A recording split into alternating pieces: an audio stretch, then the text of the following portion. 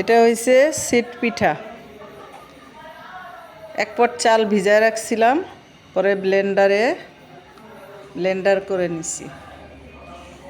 নিয়ে একদম শর্টকটে, কোনো নাই আর কি।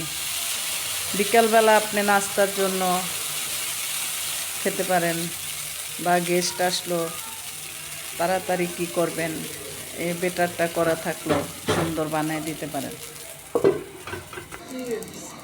দেখেন কত সহজে।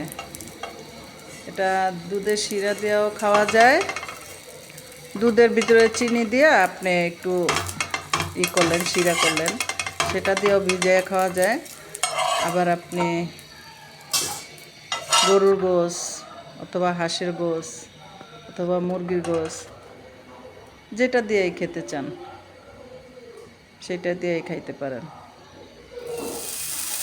চিতই পিঠা বানাইতে গেলে অনেক ধরনের লাগে।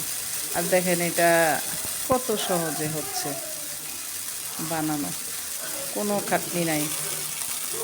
খাটনি ছাড়া সহজে যদি কেউ বানাতে চান তাহলে এই পিঠাটা আপনারা তৈরি করবেন। কিভাবে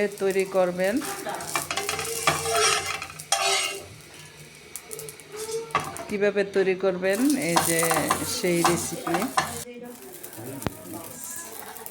দেখবেন কত সহজে এই পিঠাটা বানানো যায়।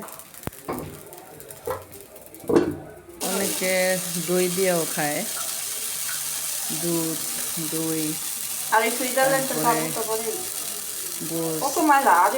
যে যেটা দিয়ে খাইতে আর কি পছন্দ করে